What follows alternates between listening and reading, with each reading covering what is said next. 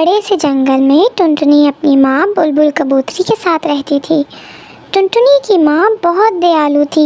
एक दिन टुनटुनी अपनी सहेली मीनू चिड़िया को अपने घर लेकर आती है।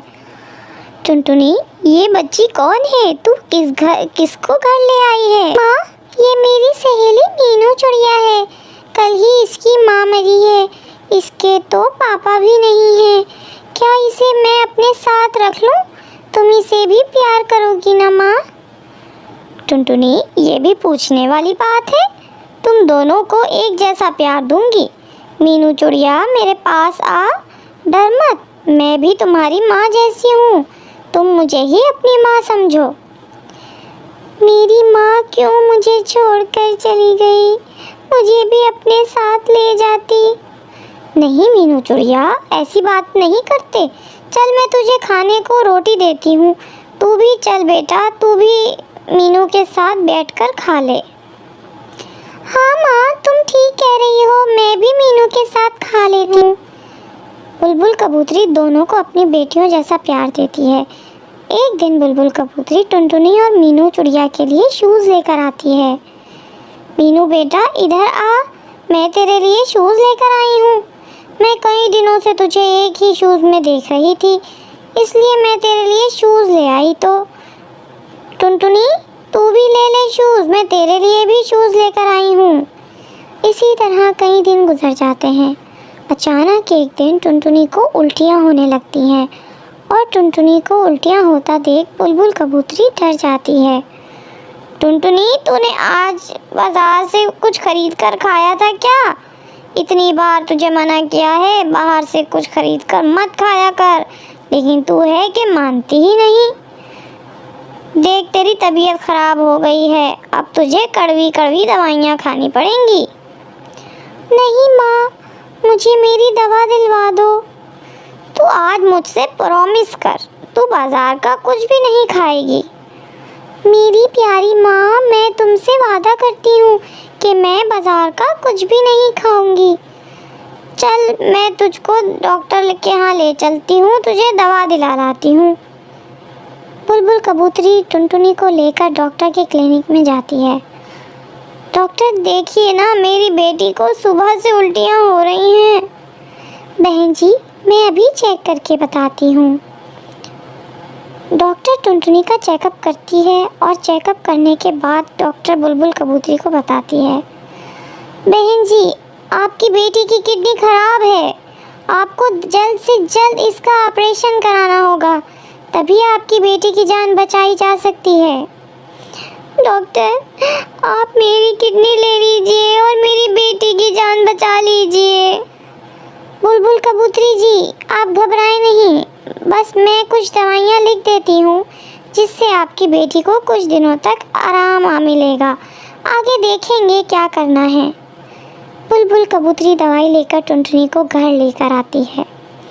बेटा, तू आराम कर, मैं कुछ खाने के लिए लाती हूँ तेरे लिए, फिर तुझे दवाइयाँ भी दूँगी। माँ, मुझे क्या हुआ है? मैं मर जाऊँगी क्या? मरे तेरे दुश्मन, तुझे कुछ नहीं हुआ है, तो जल्दी ही ठीक हो जाएगी। मीनू, तू अपनी सहेली के पास बैठ। तू साथ रहेगी तो तेरी सहेली का मन बहला रहेगा। इतना कहने के बाद बुलबुल कबूतरी खाना बनाने चली जाती है। फिर टुनटुनी और मीनू आपस में बातें कर रही थी। तभी अचानक टुनटुनी उल्टियाँ करने लगती है। बुलबुल कबूतरी दौड़ी दौड़ी टुनटुनी के पास आती है, लेकिन तब तक देर हो चुकी थी। बेटा, क्या हो गया तुझे? आंखें खोल अपनी बेटा, तू इस तरह मुझे छोड़कर नहीं जा सकती। बुलबुल कबूतरी टुनटुनी की कबूतरी और मीनू चिड़िया आपस में सहेलियां थीं। इनका आपस में बहुत आना जाना था। दोनों ही अपने घरों में बहुत खुश थीं। इनके घर भी एक दूसरे से ज़्यादा दूर नहीं थे। कबूतरी का बेटा कल्लू कौवा बाहर पढ़ने के लिए गया हुआ था, जबकि मीनू चिड़िया की बेटी टुनटुनी बहुत ही नेक सीरत थी। वो घर के कामों में बहुत तेज़ थी और खरीदारी तो उसको खूब आती थी। कबूतरी को पता था कि मीनू चिड़िया ने अपनी बेटी के जहेज़ के लिए बहुत कुछ इकट्ठा कर रखा है और वो अपनी बेटी की शादी धूमधाम से करेगी। इसलिए उसके मन में ये बात थी कि वो मीनू चिड़िया की बेटी टुनटुनी का रिश्ता अपने बेटे कल्लू कौवे के साथ करेगी। एक दिन दोनों सहेलियां बैठी थीं। अरे बहन, ये देखो, सोने का सेट बनवाया है टुनटुनी के लिए। देखो तो कैसा लग रहा है। अरे बाप रे, इतना खूबसूरत सेट कहाँ से बनवाया तुमने? ये तो वाकई बहुत प्यारा है यार। अभी तो कुछ दिन पहले ही तुमने 6 सोने की चूड़ियाँ बनवाई थी और अब ये सेट। भाई टुनटुनी तो बड़ी भाग्यशाली है। हाँ यार, अब बस दुआ करो अल्लाह मेरी बच्ची के नसीब भी अच्छे करे और वो अपने घर में सुखी रहे, क्योंकि पैसे और चीज़ों से मुकद्दर थोड़ी ना खरीदे जाते हैं। बस अब अच्छा सा लड़का मिल जाए तो मेरी बेटी के लिए। अच्छा मीनू चिड़िया, मैं सोच रही थी मेरा कल्लू कौवा भी बाहर से पढ़ के आ रहा है और जाहिर है उसे अच्छी नौकरी भी मिल जाएगी, क्योंकि बाहर की डिग्री की ज़्यादा वैल्यू होती है। तुम्हारी टुनटुनी भी बड़ी हो गई है, तो क्यों ना हम अपने बच्चों की शादी के बारे में सोचें। मुझे ना तुम्हारी टुनटुनी अपने कल्लू कौवे के लिए बहुत पसंद है। अब हम इस दोस्ती को रिश्तेदारी में बदल लेते हैं। क्या ख्याल है तुम्हारा? मीनू चिड़िया ने कुछ टाइम सोचने के लिए मांगा। कबूतरी के जाने के बाद टुनटुनी से मशवरा करने लगी। टुनटुनी भी बहुत अच्छी बेटी थी, उसने अपनी माँ को ही फैसला करने का इख्तियार दे दिया। मीनू चिड़िया कल्लू कौवे के आने का इंतज़ार करने लगती है। फिर कल्लू कौवा भी कुछ ही दिनों में वापस आ गया। वो मीनू चिड़िया से मिलने के लिए आता है। Hello Meenu aunty, how are you? तो ये है आपका घर है, इतना छोटा सा। मैं तो बहुत बड़े घर में रहता था। अरे कल्लू बेटा, आओ ना बैठ के बात करते हैं। मीनू चिड़िया उसे बिठाती है और उसकी खूब खातिर आवाज़ें करती है। कल्लू कौवे को भी टुनटुनी पसंद आ गई थी। फिर कुछ ही अरसे में उन दोनों की शादी हो गई और टुनटुनी अपने ससुराल चली गई। ससुराल जाते ही टुनटुनी ने सब कुछ संभाल लिया, क्योंकि उसको तो पहले ही आदत थी सारे काम करने की। शुरू में तो सब ठीक चलता रहा। कबूतरी भी टुनटुनी का ख्याल रखती थी, मगर आहिस्ता आहिस्ता उसका रवैया भी बदलने लगा। एक दिन कल्लू कौवा टुनटुनी को बाहर खाने पे लेकर जा रहा था। मम्मा हम बाहर जा रहे हैं, आज हम डिनर बाहर ही करेंगे।